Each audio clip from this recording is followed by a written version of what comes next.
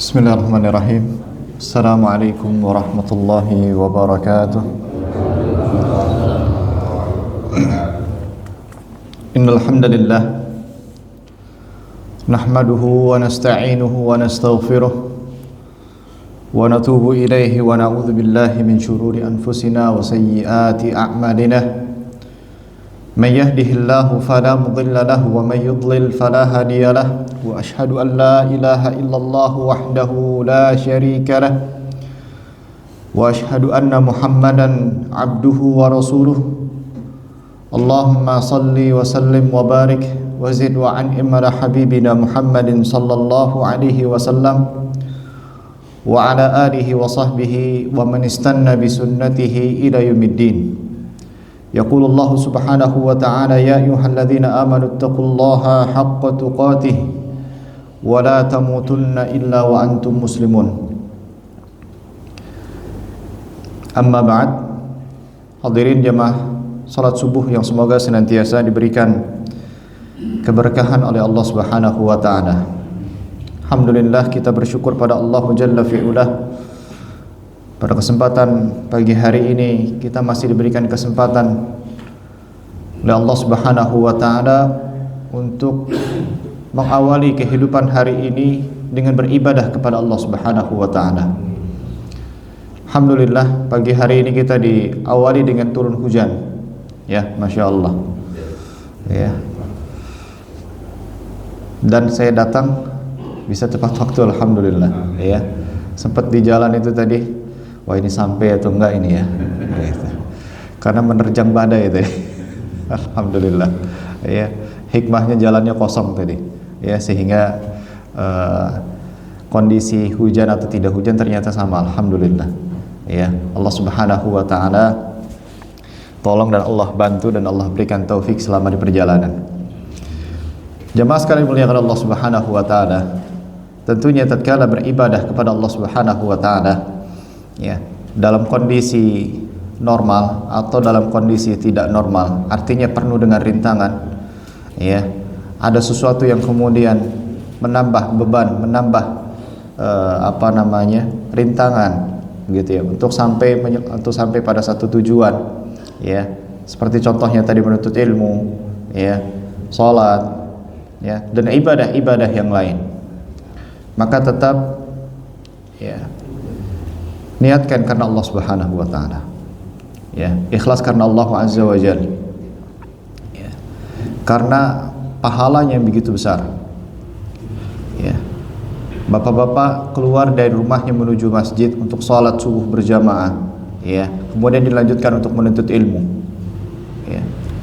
Kondisi kemarin tidak hujan, dengan hari ini kondisinya hujan. Ya. Agak sedikit berat dari sisi hawa nafsunya, ya.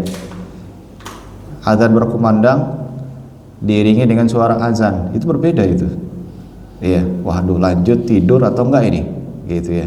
Karena kondisinya paling cocok untuk melanjutkan tidur adalah kondisi ketika ringtone-nya hujan, gitu ya. Wah, azan ini, syaitan itu akan bermain di sana, ya. Lanjut aja tidurnya, gitu. Mumpung ada alasan hujan. Subhanallah, syaitan ini pintar sekali, ya. Tapi alhamdulillah, ya, ketika kita memaksakan diri kita untuk mengesampingkan hawa nafsu dan godaan syaitan, kemudian menyambut panggilan Allah Subhanahu wa taala dan lebih tergiur dengan, ya, kenikmatan dalam beribadah, ya, kenikmatan dalam beribadah, nikmatnya ibadah dengan kondisi penuh dengan rintangan. Subhanallah, itu pahalanya berbeda dengan pahala yang kemarin. Pahala dengan jalan biasa saja, gitu ya, tanpa ada rintangan, gitu ya, kondisinya tidak diguyur hujan dan seterusnya. Subhanallah, ya. Allah Subhanahu wa taala akan memberikan pahala sesuai dengan, ya, kadar kesulitannya. Maka niatkan, sekali lagi, niatkan karena Allah Subhanahu wa taala. Jamaah sekalian dimuliakan Allah Subhanahu wa taala, pada kesempatan pagi hari ini kita akan kembali melanjutkan kajian kita bersama dengan Al-Imam An-Nawawi rahimahullahu taala dengan buah karya beliau Al-Arba'in An-Nawawiyah, di mana pada kesempatan pagi hari ini kita akan masuk pada hadis yang ke-20 insyaallah taala. Hadis yang ke-20 ya. Ini sudah sampai ke pertengahan kitab ya, pertengahan kitab. Ya, pertengahan kitab, Masya Allah. Kajian kita Al-Arba'in Nawawi ini udah berapa tahun ini? Ada 2 tahun? 3 ya? Subhanallah. 3 tahun baru berada di tengah-tengah gitu ya. Subhanallah. Bagaimana ceritanya kalau Sahihul Bukhari? Ya. Subhanallah, ribuan hadis. Ya. Kita nikmati proses dalam menuntut ilmu ini. Jangan cepat-cepat untuk selesai dari menyelesaikan kitab. Ya. Hadirin jamaah sekalian muliakan Allah Subhanahu wa taala, hadis ke-20 dari kitab Al-Arba'in An-Nawawiyah ini ya kita kasih judul ya, janganlah malu. Ya. Ini temanya tema sederhana insyaallah, tidak berat seperti pekan kemarin.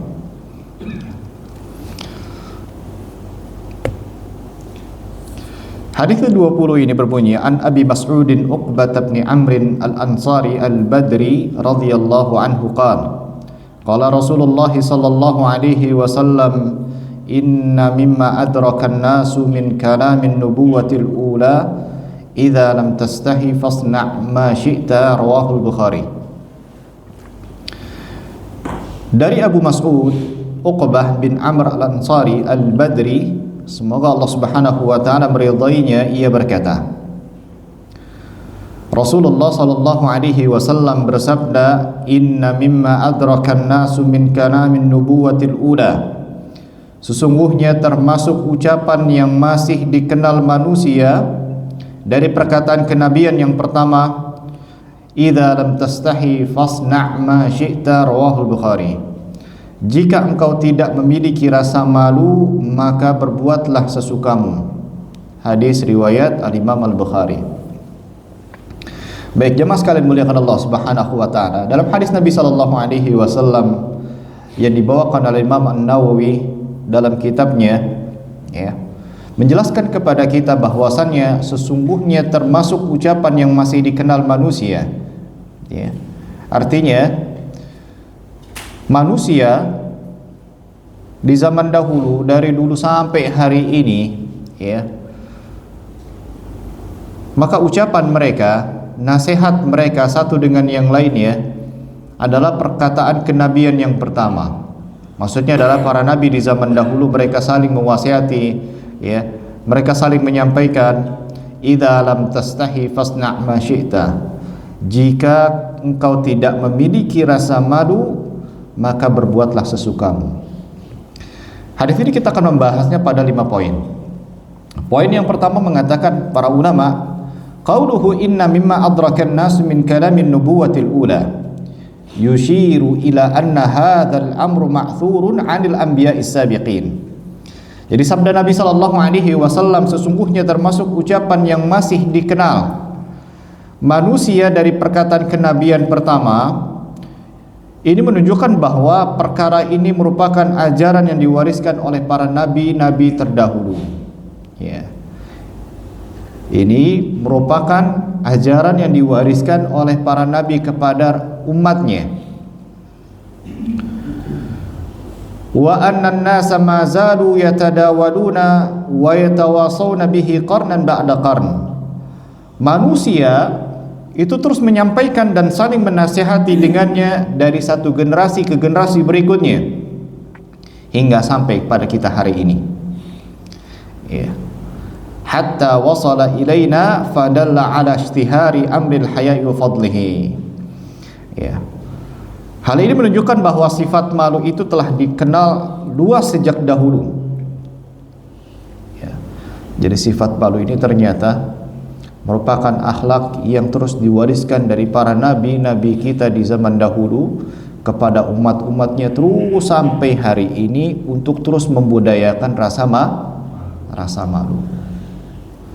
Rasa malu bukan hanya slogan yang hadir di hari ini saja ya. Malu berbuat keburukan dan seterusnya ya.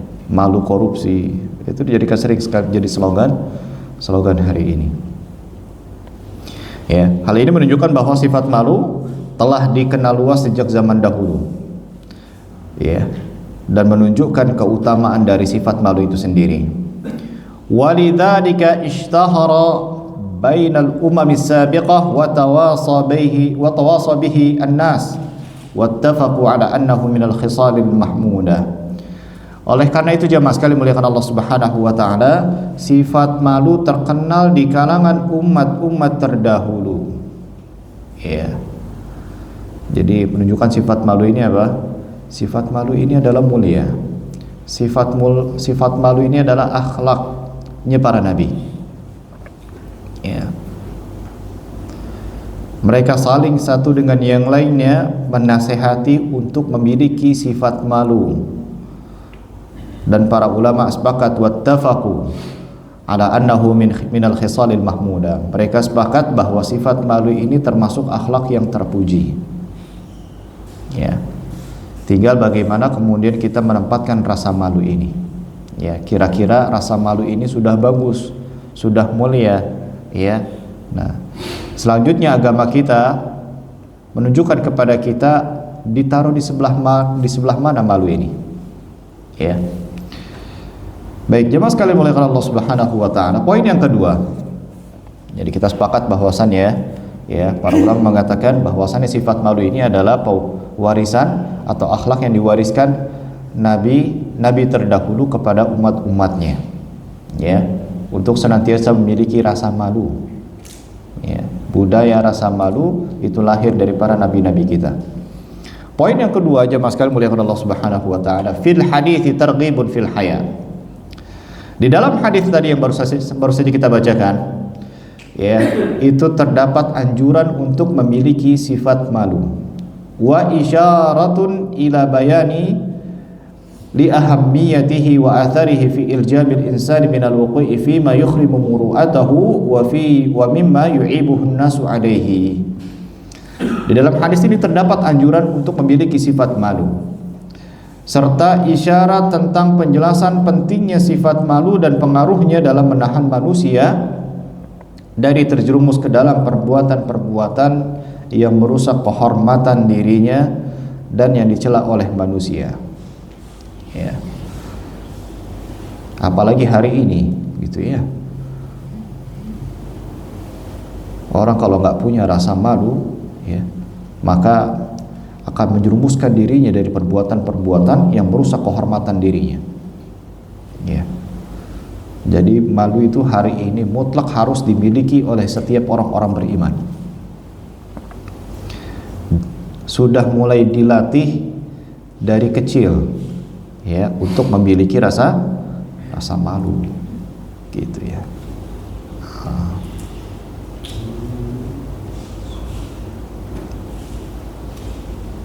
Malu kalau tidak sholat berjamaah, ya. Malu tidak memakai hijab, ya. Harus dilatih sejak dini malu ini, terutama anak-anak perempuan kita, ya. Harus dilatih.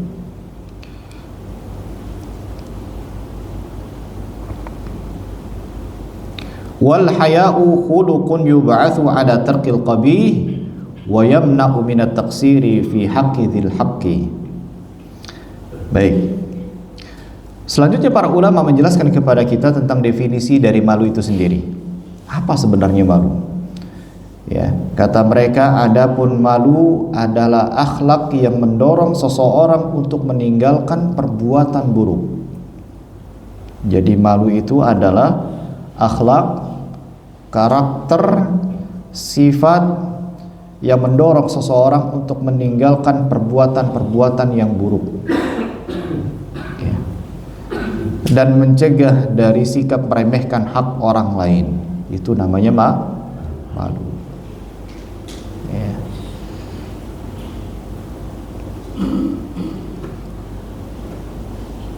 Ya, akhlak untuk meninggalkan hal-hal yang buruk, bukan hal-hal yang baik. Ya. Hari ini kita melihat banyak orang yang justru sebaliknya, ya, malu berbuat kebaikan. Iya. Malu berbuat kebaikan. Ya.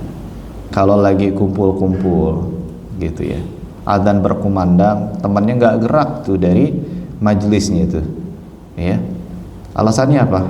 Malu kalau ke masjid, takut dibully sama teman-temannya, gitu kan ya.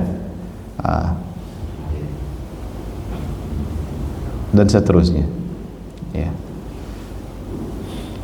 Ya, banyak akhlak-akhlak buruk dan kebiasaan-kebiasaan buruk yang kemudian sudah mulai dilegalkan di masyarakatnya, sudah mulai dilegalkan di circle-nya, ya. Lalu kemudian malu untuk meninggalkan keburukan tersebut. Aduh, malu nih udah kayak gini, gitu ya.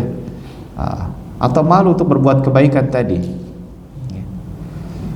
Menyingkirkan duri di jalan atau menyingkirkan gangguan di jalan, itu kenapa malu? Anak-anak kita itu, ya. Coba itu singkirkan bahaya itu di jalan, itu nanti kena orang nanti, ya. Entah batu, ya, paku dan seterusnya. Alasannya apa? Karena malu tadi. Ya. Coba datang ke majelis ilmu, malu gitu ya. Ibu-ibunya gitu ya.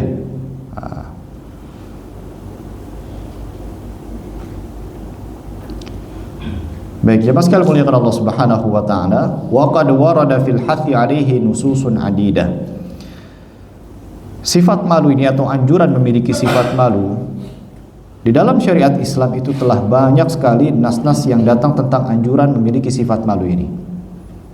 Jadi agama kita terus mendorong umatnya untuk senantiasa memiliki sifat malu. Di antaranya adalah hadis sahih min hama thabata fi annahu ra'a rajulan ya'idhu akhahu fil haya wa ka'annahu yatlubu minhu tarkahu faqala sallallahu alaihi wasallam da'hu fa innal haya'a minal iman. Di antaranya adalah hadis yang sahih bahwa Nabi sallallahu alaihi wasallam pernah melihat seorang laki-laki menasihati saudaranya tentang rasa malu ini, ya. Seakan-akan laki-laki ini menyuruhnya untuk meninggalkannya, ya. Maka Nabi SAW bersabda, da'hu fa innal haya'a minal iman. Biarkanlah dia, karena sesungguhnya rasa malu itu bagian dari keimanan, ya. Jangan malu kan biasanya suka gitu ya. Tergantung ini jangan malunya di sebelah mana tempatnya. Tidak bisa, tidak boleh, bahkan tidak boleh diterapkan pada semua kondisi. Alhasil kebablasan rasa malunya. Salah dalam menempatkan rasa malu, ya. Seharusnya ditempatkan di sebelah sini adalah munculkan sifat malu, justru tidak tahu malu akhirnya, ya. Justru akhirnya tidak tahu malu. Wa rawa Syaikhan an Imran bin Husain annahu sallallahu alaihi wasallam qala al-haya'u khairun kulluhu atau qala al-haya'u kulluhu khair. Setelah Nabi sallallahu alaihi wasallam menyampaikan kepada kita dalam hadis yang sahih tadi, dahu fa innal haya'a minal iman, ya, tidaklah seseorang memiliki rasa malu, ya, kecuali malu tersebut itu berasal dari keimanan dia kepada Allah Subhanahu wa taala. Malu tidak mau ngaji, gitu ya. Malu tidak sholat berjamaah, ya. Malu sampai hari ini tidak bisa membaca Al-Quranul Karim. Nah, itu malu yang bagus, ya. Karena sifat malu itu tumbuh dari keimanan dia kepada Allah Subhanahu wa taala. Tidak akan muncul rasa malu kecuali ditumbuhkan dari keimanan terlebih dahulu. Aduh, ya. Malu sampai usia segini saya nggak sholat berjamaah misalnya, atau nggak sholat sama sekali, bukan, ya. Itu malu yang bagus, ya. Malu yang bagus. Dalam hadis lain Nabi Shallallahu Alaihi Wasallam diriwayatkan oleh sahabat Imran bin Husain, Nabi Shallallahu Alaihi Wasallam juga mengatakan bahwasannya rasa malu itu seluruhnya adalah kebaikan, ya. Jadi malu itu adalah baik. Atau beliau bersabda seluruh rasa malu adalah kebaikan. Baik, itu jemaah sekalian dimuliakan Allah Subhanahu wa taala. Dilanjutkan oleh Al-Imam Ibnu Al-Qayyim rahimahullah ta'ala, beliau pernah mengatakan khuluqul haya'i alladhi huwa min afdalil akhlaq. Kata Imam Ibnu Al-Qayyim rahimahullah ta'ala mengatakan bahwasannya akhlak malu itu adalah termasuk akhlak yang paling utama. Akhlak yang paling utama dan paling mulia dan paling tinggi kedudukannya, kata Imam Ibnu Al-Qayyim, adalah akhlak malu ini. Ya. Dan paling besar manfaatnya. Jadi sudah tidak diragukan lagi bahwasannya malu ini merupakan besar manfaatnya untuk manusia. Ya. Orang yang memiliki rasa malu, maka di sanalah nampak dari akhlaknya. Ya. Dampak dari keutamaan orang tersebut, ya, menandakan orang tersebut indikasi dari keimanannya. Bal huwa khasatul insaniyah, bahkan ia merupakan ciri khas dari kemanusiaan. Ciri khasnya seseorang dikatakan manusia tatkala dia memiliki rasa malu, ya. Itu fitrahnya manusia adalah malu tadi. Faman la haya'a fihi falaysa ma'ahu minal insaniyati illa al-lahmu wad-damu wa suratuhu madh-dhahirah. Ya. Barang siapa yang tidak memiliki rasa malu, kata Imam Ibnu Al-Qayyim, perhatikan baik-baik, kata Imam Ibnu Al-Qayyim, barang siapa yang tidak memiliki rasa malu atau tidak tahu malu, maka tidak tersisa padanya nilai kemanusiaan kecuali daging, darah, dan rupa lahiriah semata. Ketika sifat malu ini tercabut pada diri manusia, maka hakikatnya, ya, nilai pada dirinya hanya sekedar daging, darah, dan rupa lahirnya saja. Ya, sifat-sifat kemanusiaannya sudah mulai hilang, kecuali cuman casingnya saja. Itu menandakan dia manusia itu, ya, cuman casingnya aja dia. Ketika rasa malu ini telah hilang pada diri manusia, ya. Subhanallah.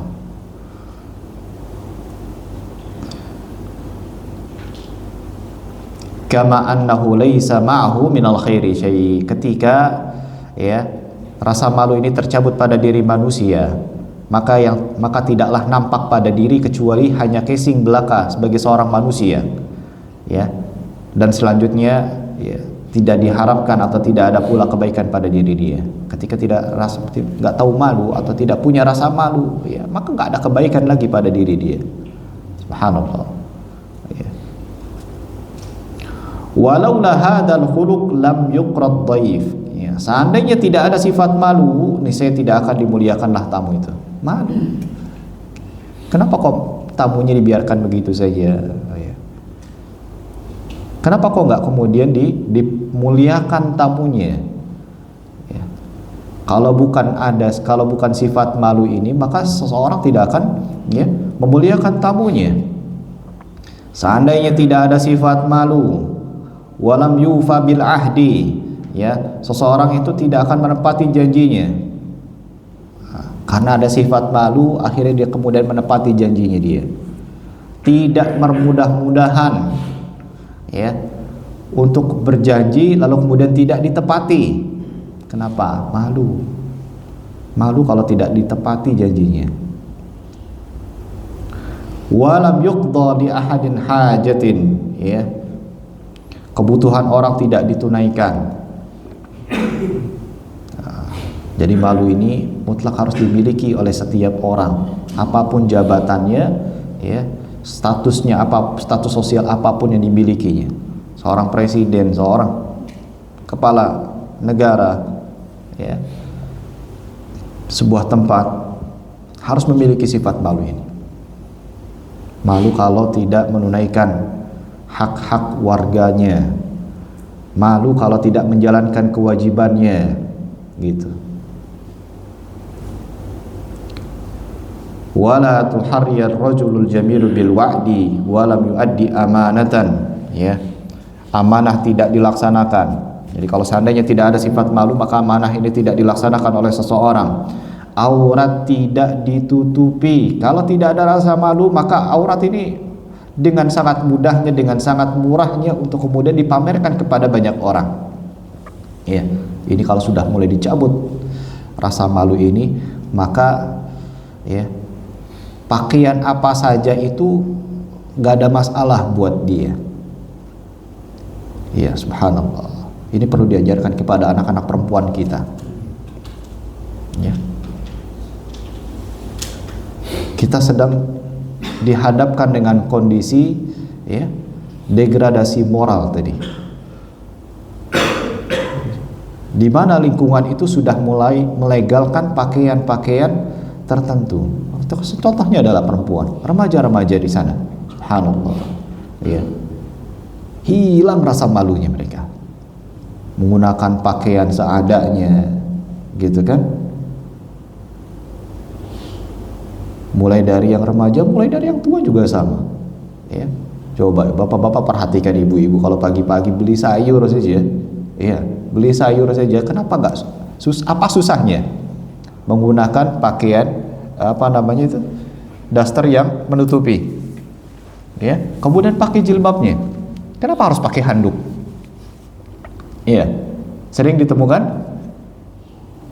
nanggung ustadz gitu ya, pakai handuk kemudian dibuat kerudung sama dia, ya, keluar sambil pakai kayak gini gitu kan. Subhanallah, mana kerudungnya dipakai kerudungnya? Kenapa harus pakai handuk diginiin kemudian dia keluar? Subhanallah, itu masih mending tuh. Ada lagi yang lebih parah lagi, ya. Subhanallah, malu. Ya, bapak-bapak harus tegas dalam hal ini. Ya, ini sudah mulai hilang rasa malunya. Perempuan-perempuan, lihat Sabtu Minggu itu, subhanallah. Ya, pagi hari, ya. Kenapa kok nggak menggunakan pakaian yang benar ketika olahraga? Ya, sampai apa namanya menampakkan gitu ya, menampakkan auratnya, ya. Atas dasar ini pakaian olahraga. Subhanallah, rasa malunya kemana? Kenapa kemudian harus mengikuti tren hari ini, ya, tren di media sosial bahwasannya melegalkan pakaian olahraga ini seperti ini, gitu ya, yang menampakkan auratnya, ya, kemudian apa namanya membentuk tubuhnya, ya, subhanallah. Ini telah hilang rasa malu dari diri manusia, ya. Sehingga tidak lagi khawatir manusia itu terganggu dengan sikapnya dia. Ya, pakai motor berdua dengan apa namanya pasangannya yang belum halal tentunya. Ini telah hilang rasa malu karena tidak dilatih sejak kecil, tidak diberitahu ini malu harus ada ini. Ya. Ini nggak boleh, itu boleh. Ketika dia melakukan suatu hal yang tidak diperbolehkan dalam syariat agama, ya, maka seharusnya munculkan rasa malu ini. Kok gitu sih, gitu ya? Pergi bukan yang berjalan dengan yang tidak diperbolehkan dalam syariat Islam. Ya.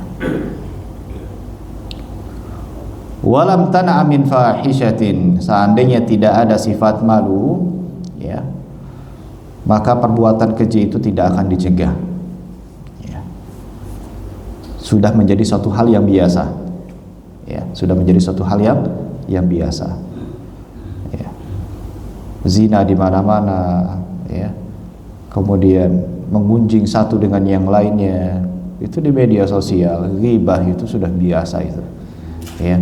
Menghancurkan kehormatan seorang muslim melalui status WhatsApp itu sudah suatu hal yang biasa hari ini. La haula wala quwata illa billah. Ya.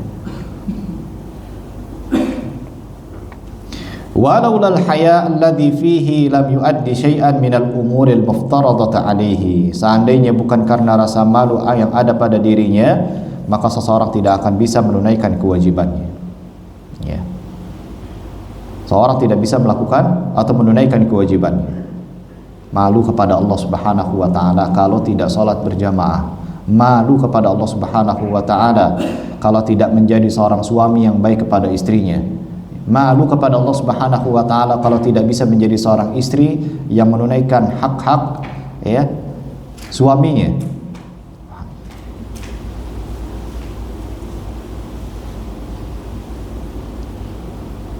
Walam yuaddi syai'an minal umuri muftaradat alaihi walam yasil lahu rahiman.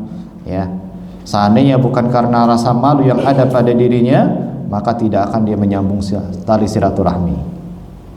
Ya. Karena malu itulah kemudian akhirnya dia menyambung tali silaturahmi. Malu kepada siapa? Malu kepada Allah Subhanahu wa taala. Malu kepada Allah Subhanahu wa taala.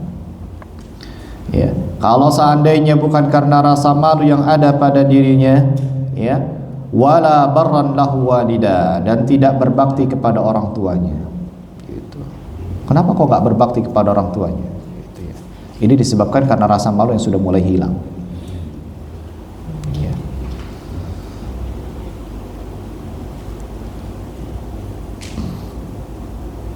Fa'lam annal ba'itha ala hadhil af'al imma diniyun wa huwa raja'ul aqibatil hamidah wa imma dunyawiyyun alawiyyun wa huwal haya. Jemaah sekalian muliakan Allah, ya, ketahuilah bahwasannya kata Imam Ibnu Al-Qayyim rahimahullah taala, ketahuilah bahwa pendorong semua perbuatan ini ada dua. Kata beliau, ya, pendorong manusia untuk melakukan kebaikan itu ada dua. Yang pertama, ya, yang pertama adalah karena dorongan agama. Ya, wa huwa imma diniyun wa huwa raja'ul aqibatil hamidah. Ya. Yang pertama adalah dorongan agama. Seseorang kenapa melakukan kebaikan A, kebaikan B, kebaikan C dan seterusnya? Disebabkan karena agama yang memerintahkannya. Agama yang menyuruhnya, anjurkannya. Agama memberikan informasi tentang balasan orang yang melakukan kebaikan A, maka dia akan mendapatkan A atau mendapatkan B dan seterusnya. Ini karena dorongan agama. Ya.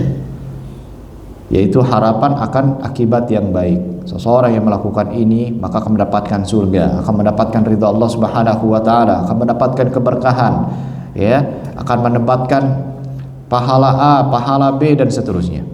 Ya.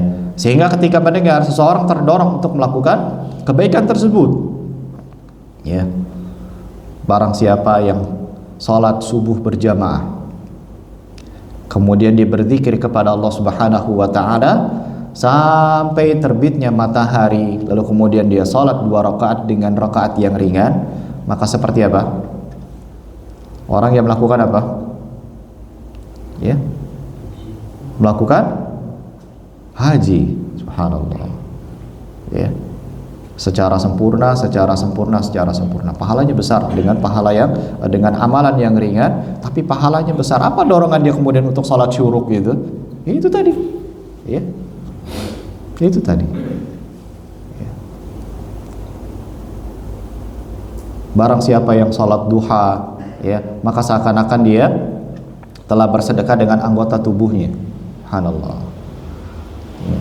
Barang siapa yang sholat malam, bangun di sepertiga malam, minta kepada Allah Subhanahu wa taala, nangis terhadap dosa-dosanya, dia punya banyak harapan namun tidak kunjung dikabulkan, ya, dia bangun di sepertiga malam lalu kemudian sholat, ya, memohon kepada Allah Subhanahu wa taala. Apa kata Allah Azza wa Jalla?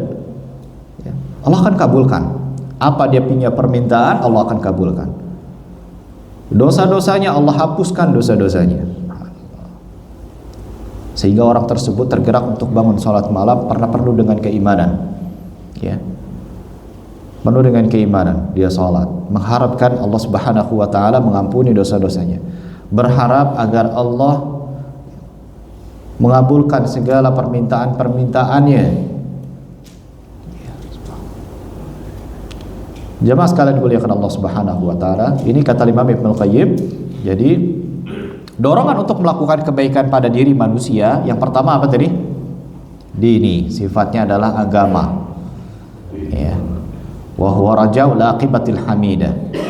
Yang kedua, dorongan yang kedua seseorang melakukan kebaikan adalah imma dunyawiyyun adawiyyun wa huwal haya. Ya. atau dorongan duniawi yang mulia, arti dorongan duniawi yang kemudian dianjurkan juga dalam agama Islam, yaitu rasa malu tadi. Ketika seseorang memiliki rasa malu, maka akan terdorong untuk melakukan kebaikan-kebaikan yang sangat banyak, ya. Malu tidak belajar, malu berbohong misalnya. Waduh, kalau berbohong saya malu. Apa kata dunia gitu ya. Malu kalau berkata buruk gitu ya. Hari ini ya, sifat malu itu dengan kondisi masyarakat hari ini, subhanallah ya. Kata-kata buruk itu yang dulu di zaman kita, dulu zaman saya kecil itu, subhanallah ya, sudah parah, tapi nggak separah hari ini gitu ya, dimana kemudian dipraktekkan oleh para public figure, dilegalkan ya, perkataan-perkataan kotor, perkataan-perkataan keji sudah menjadi suatu hal yang biasa hari ini. Ini sifat malunya sudah mulai tercabut, sudah mulai runtuh. Perkataan binatang-binatang itu sudah menjadi slogan dan menjadi suatu hal yang biasa diucapkan oleh anak-anak kita hari ini. Dari mana mereka dapatnya?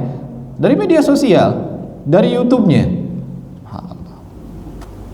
Ya. Malu, ya. Pakai pinjol gitu ya. Sekarang sudah di mana? Sudah di apa, semua media sosial sudah melegalkan itu. Ya. Baru mau nonton kajian yang muncul apa? Pinjol.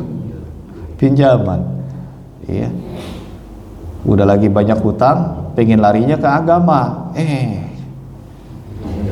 Mau dengerin riba, tapi di awalnya sudah mulai ya. Bahaya riba misalnya, cari di YouTube. Coba yang muncul apa itu? Aku laku lah, ya, dan lain sebagainya. Waduh, lumayan ya. Ya, yang tadinya bukan mau ngaklik kajian malah ngaklik itunya tadi akhirnya. La haula wala quwata illa billah. Ya.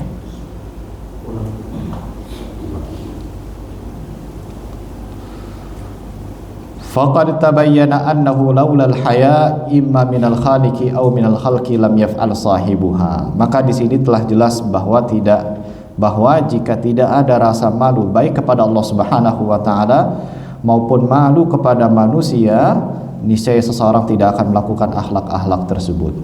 Ya. Jadi sekali lagi bahwasannya pendorong manusia melakukan kebaikan itu ada dua.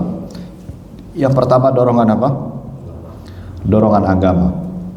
Ya, seseorang melakukan kebaikan karena dorongan agama. Yang kedua adalah ya, dorongan duniawi yang mulia yang kemudian dipandang oleh syariat adalah suatu hal yang baik, suatu hal yang mulia, yaitu rasa malu.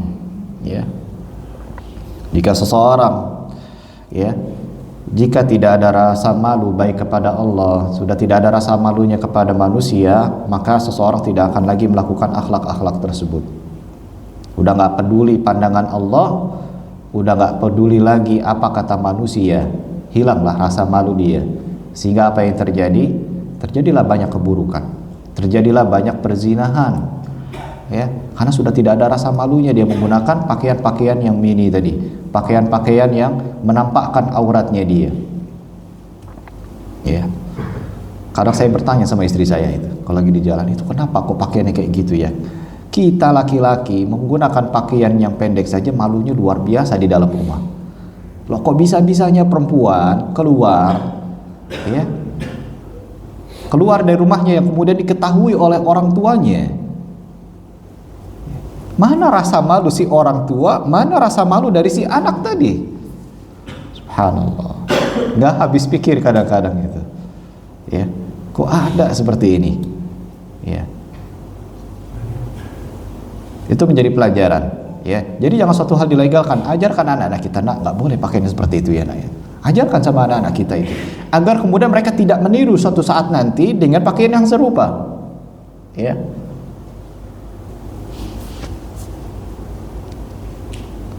Kadang-kadang anak saya yang kecil juga tanya, ya, kok udah azan dia nggak pergi sholat ya, gitu. Ah, itu. sudah mulai dibiasakan, sudah mulai dilatih, akhirnya muncul tadi sifat rasa malu kalau dia tidak sholat, malu kepada Allah Subhanahu wa taala, malu kepada manusia. Ya, umumnya mendengarkan azan maghrib pergi lah, ini kok masih di depan rumah, masih ngobrol sini, masih ngobrol situ, gitu ya. Masih bermain sibuk dengan handphonenya, ya. Nah, itu sudah mulai harus dilatih anak-anak kita untuk memiliki sifat malu ini. Baik, jemaah sekalian muliakan Allah Subhanahu wa taala. Selanjutnya para ulama menjelaskan kepada kita tentang thamratul haya. Thamratul haya, buah dari rasa malu ini. Kata beliau, annahu yub'atsu ala fi'lil mahasin wa ala taqril mustaqbihat wa hadha yakunu imma hayaan minallah aw hayaan minan nas wal mar'u yuthabu alaihi idza kana hayaan minallahi ta'ala. Nah, ini penting. Poin ini sangat penting sekali. Kata para ulama menjelaskan bahwasanya buah dari rasa malu ini annahu yub'atsu ala fi'lil mahasin. Buah dari rasa malu adalah mendorong seseorang untuk melakukan perbuatan-perbuatan yang baik. Ini. Ketika seseorang memiliki rasa malu, maka akan terdorong melakukan perbuatan-perbuatan yang baik. Wa ala tarkil mustaqbihat. Ketika dia memiliki rasa malu, maka dia akan meninggalkan perbuatan-perbuatan yang buruk. Ya.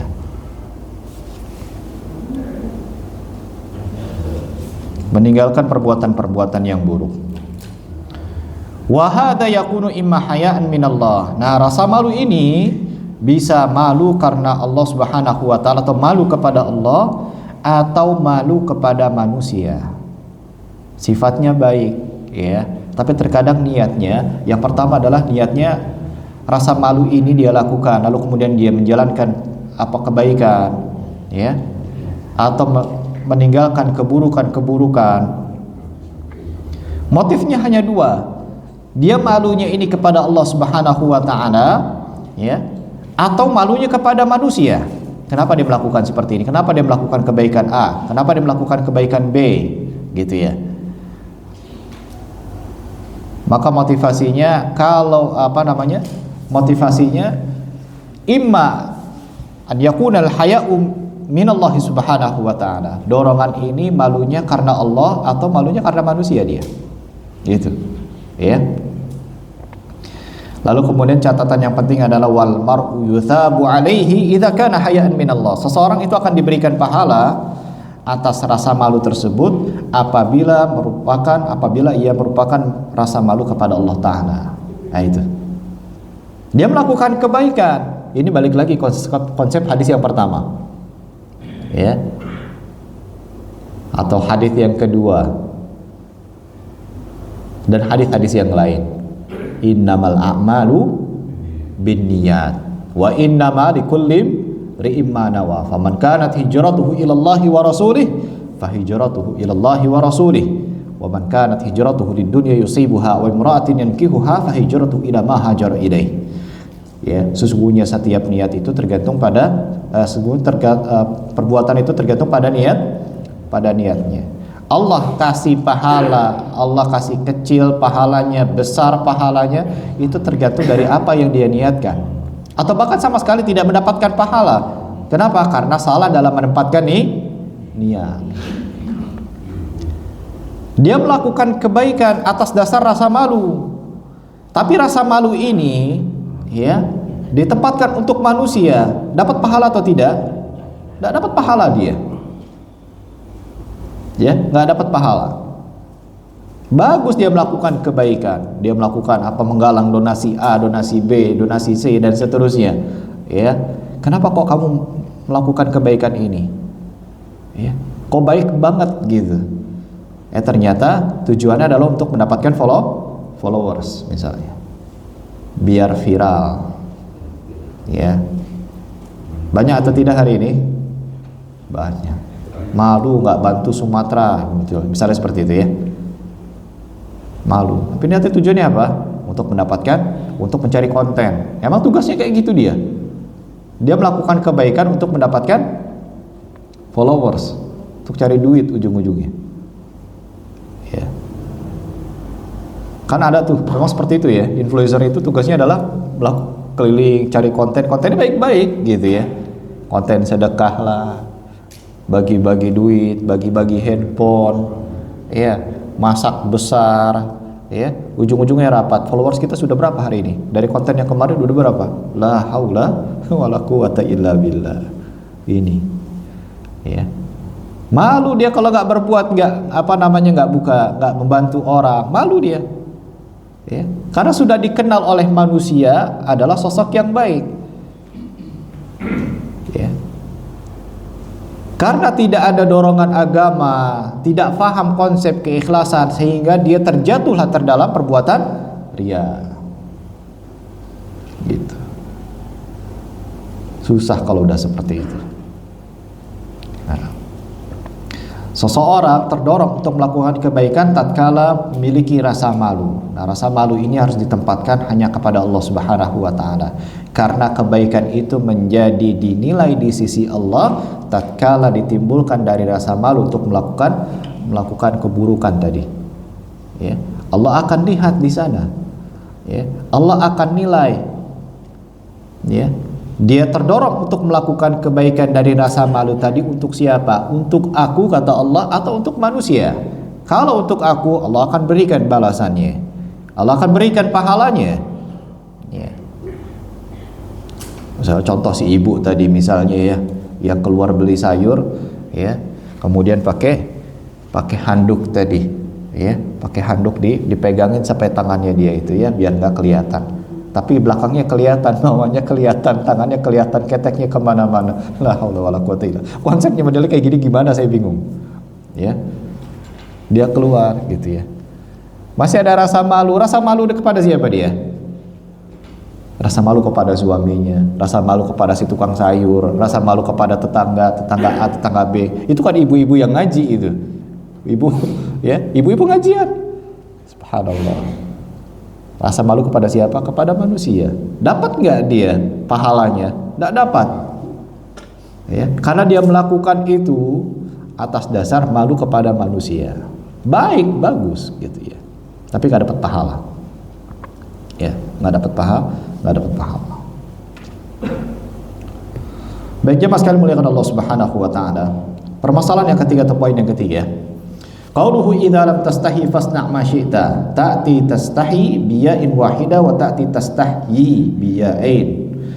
Jadi dalam sabda Nabi sallallahu alaihi wasallam, idza lam tastahi, jika engkau tidak memiliki rasa malu maka berbuatlah sesukamu.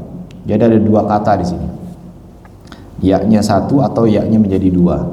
Tastahi atau tastahyi. Ya, dua, ya-nya ada dua. Wa hiya lughatu Quraisyin wa 'alaiha al-Qur'an. Innallaha la yastahi an yadriba mathalan wal ma'na wahid. Ya. Dalam sabda Nabi sallallahu alaihi wasallam tadi, ya, memiliki dua makna. Makna yang pertama disebutkan, ya, jika ditanyakan apakah makna sabda Nabi sallallahu alaihi wasallam, jika engkau tidak malu maka berbuatlah sesukamu. Maka para ulama menjawab ada dua pendapat. Pendapat yang pertama mengatakan bahwasannya kalimat ini bermakna celaan dan ancaman. Kalau engkau tidak memiliki rasa malu maka berbuatlah sesukamu. Ini bernada celaan dan ancaman dari Nabi sallallahu alaihi wasallam. Maka seolah-olah dikatakan, ya, ka'annahu yaqul illam tastahi faf'al ma badalak wa hadha amrun tahdid. Seolah-olah dikatakan jika engkau tidak memiliki rasa malu maka silakan lakukan apa saja yang engkau mau. Nah, ini adalah bentuk ancaman. Ya. Ini adalah bentuk ancaman. Sebagaimana Allah Subhanahu wa taala pernah mengatakan juga, i'malu ma syi'tum, berbuatlah kalian sesuka hati kalian. Maknanya apa? Maknanya adalah larangan dan celaan. Ya.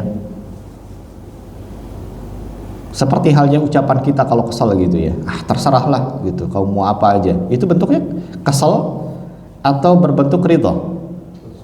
Kesal biasanya kalau orang tua seperti itu ya. Udah dikasih tahu sekali, dua kali, tiga kali, terserahlah, lakukan apa yang kamu mau. Lakukan apa yang kamu mau itu bukan perintah untuk melakukan apa yang kita mau sesungguhnya. tetapi adalah bentuk ucapan dengan nada kesal atau nada celaan, gitu ya. Nah, ini perkataan yang biasa yang sering kita terima, ya. Jadi maknanya adalah larangan dan celaan. Apabila rasa malu dicabut dari diri seseorang, maka ia tidak lagi malu kepada Allah dan tidak lagi pula malu kepada manusia, ya. Biasanya ia tidak akan menahan diri dari perbuatan-perbuatan keji, ya. Karena rasa malu adalah penghalang dari perbuatan keji. Orang yang tidak memiliki rasa malu akan mudah terjerumus ke dalam perbuatan-perbuatan yang keji, kemungkaran dan hal-hal yang tercela. Ya.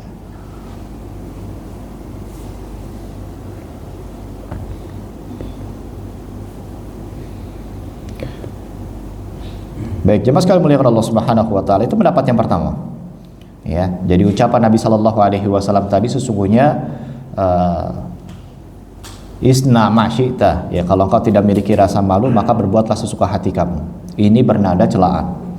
Yang kedua atau pendapat yang kedua, annal ma'na if'ali syai' alladzi la tastahi ayyarakallah wa la khuluquhu anta taf'aluhu. Maknanya artinya adalah, ya, ini pendapat kedua.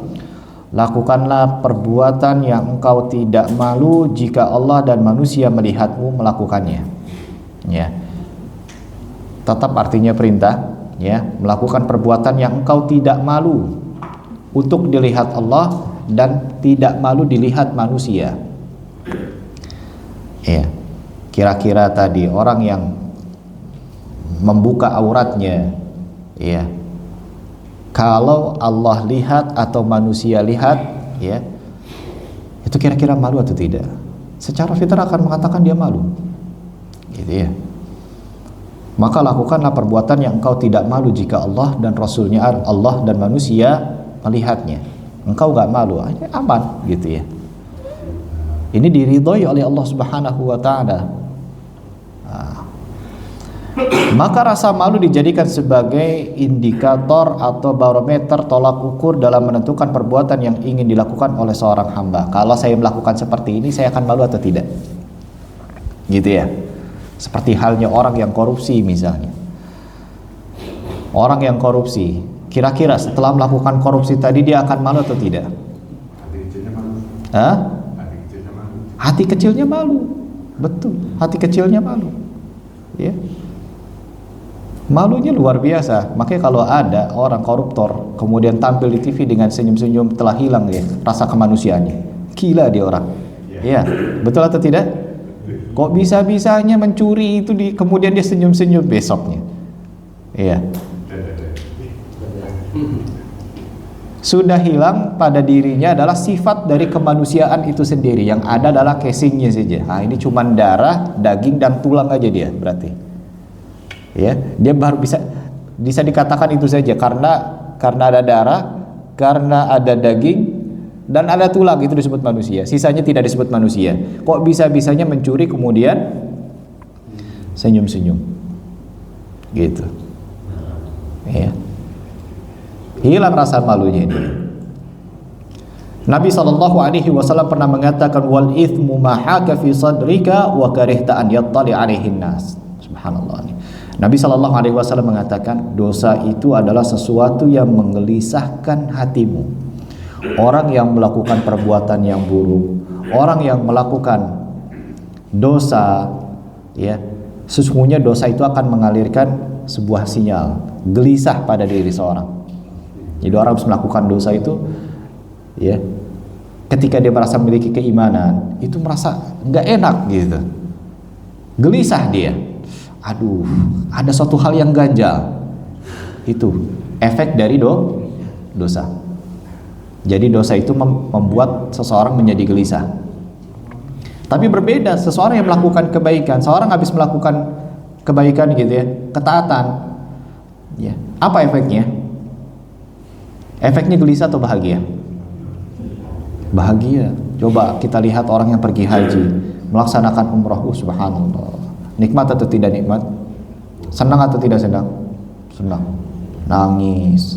Iya. Nangisnya bukan karena nangis sedih, nyesal, enggak. Nangisnya bahagia. Ya. Kenapa saya enggak dari kemarin saja pergi umroh? Kenapa kok baru sekarang? gitu. Di saat kondisi badan sudah nggak sehat lagi, ya, nangis dia. Subhanallah. Kenapa? Karena ketaatan itu akan mengalirkan kebahagiaan. Jadi orang yang sering sekali melakukan ketaatan, maka sesungguhnya dia akan sehat dan bahagia. Iya. Orang yang sering berzikir, ala bidzikrillahi tatmainnul qulub. Jadi kalau ingin bahagia, basahi lisan kita dan hati kita dengan berzikir kepada Allah Subhanahu wa taala, maka sesungguhnya akan mendapatkan ketenangan itu sendiri. Ya. Sudah mulai gelisah, ini ada sesuatu nih. Udah baca Quran belum? Sudah sholat belum? Sudah berzikir belum? Kok gelisah? Karena orang beriman tuh nggak gelisah. Ya. Aktivitasnya berpindah dari satu ketaatan ke ketaatan berikutnya, kok bisa gelisah? Iya. Tapi seseorang yang tidak bahagia adalah perpindahan dari satu aktivitas ke aktivitas berikutnya adalah dengan dosa. Dia menjadi orang yang tidak bahagia. Dia menjadi orang yang serba tidak enak, serba mengganjal. Bayangkan saja, ya.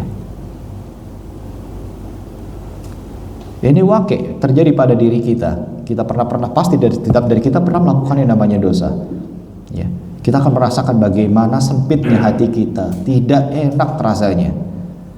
Ngomong bohong saja nih ya. Katakan saya sedang tidak di luar. Kepikiran atau tidak kepikiran? Waduh, saya bohong tadi nih. Gitu ya. Itu ada perasaan mengganjal pada diri kita. Datang terlambat ke kantor misalnya, atau datang terlambat ke rumah, lalu kemudian dia berbohong kepada istrinya. Dia mengucapkan sesuatu hal yang tidak terjadi pada dirinya, pada istrinya. Kepikiran atau tidak? Kepikiran. Aduh, gimana ya kalau ketahuan gimana? Gitu ya. Ya, kalau ketahuan gimana? Orang yang nikah diam-diam, gitu ya. Itu kepikiran terus tiap hari dia, ya. Dia mungkin melewati dari satu kejadian, lewat dari satu pertanyaan, lolos dia. Dia akan dihadapkan dengan kondisi yang kedua, kondisi yang ketiga. Makanya orang yang berbohong itu tidak pernah bahagia.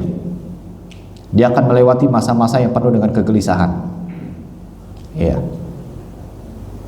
Ketika ditanya dia berbohong, nanti ditanya lagi dia berbohong lagi, ditanya lagi berbohong lagi terus sampai seperti itu. Ya, makanya orang yang berbohong itu akan mudah ketahuannya. Ya, nggak konsisten dalam ucapannya, dan selalu gelisah dalam menjawab. Mudah itu untuk mendeteksi orang berbohong atau tidak, itu mudah. Ya, maka jadilah orang yang jujur, jadilah orang apa adanya, lakukan hal-hal yang baik. Agar apa? Agar kita bahagia. Simpel hidupnya, sederhanakan hidup kita, jangan dibuat ribet gitu ya, karena syariat Islam ini datang untuk memudahkan kita, bukan untuk menyulitkan kita. Ya. Wal itsm mahaka fi sadrika wa karihta an yattali alaihin nas. Jadi dosa itu kata Nabi sallallahu alaihi wasallam sesuatu yang menggelisahkan hatimu dan engkau tidak suka jika manusia mengetahuinya. Itu ciri-ciri dosa itu. Ya. Dosa itu membuat hati kita gelisah dan khawatir kalau manusia tahu akan perbuatan kita, nggak mau orang tuh tahu. Betul atau tidak? Iya, gitu. Dia tahu zina itu haram, ya, tapi nggak mau dibahas, nggak mau orang membahas tentang hal tersebut. Benci kalau ada orang yang berbicara tentang hal tersebut, itu menandakan itu dosa. Ya, tapi kalau itu ada sesuatu hal yang baik, dia akan suka. Wah, masya Allah, ya, suka dibahas, suka dengarnya, gitu ya. Tidak gelisah, bahagia ketika mendengarnya, bahagia dalam melakukannya. Ini adalah ciri-ciri dari ketaatan. Walladzi yustaha minhu huwal makruh wal muharram. Perkara yang membuat seseorang merasa malu adalah perkara-perkara yang makruh dan perkara-perkara yang haram. Makanya kata Nabi SAW, tinggalkan perkara-perkara yang syubhat, perkara yang samar-samar, jangan dilabrak atau jangan diterabas gitu ya. Sesuatu hal yang menurut kita masih samar-samar hukumnya, ini halal atau haramnya, ilmu kita belum sampai ke sana. Bagaimana sikap kita? Kita sudah diajarkan itu dalam hadis yang keberapa itu? Ya. Tinggalkan. Ya. Tinggalkan perkara-perkara yang menurut kita masih samar-samar dan kerjakanlah sesuatu hal yang sudah jelas kehalalannya. Ini sudah jelas, lakukan. Ini belum jelas, nanti dulu. Saya harus cari dulu ilmunya, saya harus tanya dulu kepada orang yang ahli. Ya. Ketika sudah jelas perkaranya baru saya melakukannya. Itu sifat mukmin adalah ketika menghadapi dengan perkara-perkara yang masih syubhat, samar-samar, gak jelas hukumnya, maka sikap yang benar adalah dia tinggalkan sebentar untuk kemudian mencari tahu terlebih dahulu. Jangan diterabas dulu baru tanya. Ya, salah itu. Ya. Perkara yang membuat seseorang rasa malu itu perkara yang haram atau perkara yang makruh. Melakukan perbuatan yang haram, gitu ya. Itu adalah perkara yang harus dia malu melakukannya. Adapun selain itu maka boleh dilakukan, dan kedua makna ini semuanya benar dan dimaksudkan tadi. Jadi dua pendapat ini dua-duanya sama-sama saling mendukung. Baik jemaah sekalian muliakan Allah Subhanahu wa taala, poin yang keempat yang kelima ada ringkas sedikit ya. Jadi intinya pada kesempatan pagi hari ini kita belajarnya apa tadi? Ya. Rasa malu tadi ya. Bahwasanya rasa malu itu adalah sifat yang terpuji dan dianjurkan kecuali apabila ia menghalangi dari atau menyebabkan terjatuh ke dalam perbuatan yang haram, maka rasa malu ini seperti menjadi tercela.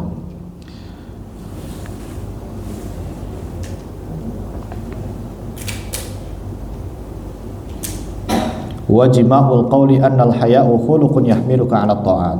Ya, jadi rasa malu ini adalah akhlak yang mendorong kita kepada ketaatan dan mendekatkan diri kita kepada Allah Subhanahu wa taala dan kepada kemuliaan akhlak duniawi yang akan membuat kita dicintai oleh Allah Subhanahu wa taala dan dicintai oleh manusia. Ya. Demikian penjelasan hadis yang ke-20 yang dibawakan oleh Imam An-Nawawi rahimahullah taala. Semoga memberikan manfaat untuk kehidupan kita, ya, memberikan manfaat untuk keluarga kita, dan kita terus belajar dari hadis-hadis yang kita pelajari, bukan hanya sekedar menjadi sebuah pengetahuan, ya, menjadi sebuah pengetahuan yang ditumpuk ke dalam otak kita, tetapi perlu diaplikasikan dan diimplementasikan dalam kehidupan kita, sehingga kita menjadi orang-orang yang dicintai oleh Allah Subhanahu wa taala dan diberkahi hidupnya oleh Allah Azza wa Jalla. Demikian kajian ini disampaikan pada kesempatan pagi hari ini. Kurang lebihnya saya mohon maaf. Ya, wa sallallahu wa sallam wa baraka ala nabiyina Muhammadin wa ala alihi wa sahbihi wa sallam. Subhanakallahumma wa bihamdika asyhadu an la ilaha illa anta astaghfiruka wa atubu ilaik. Assalamualaikum warahmatullahi wabarakatuh.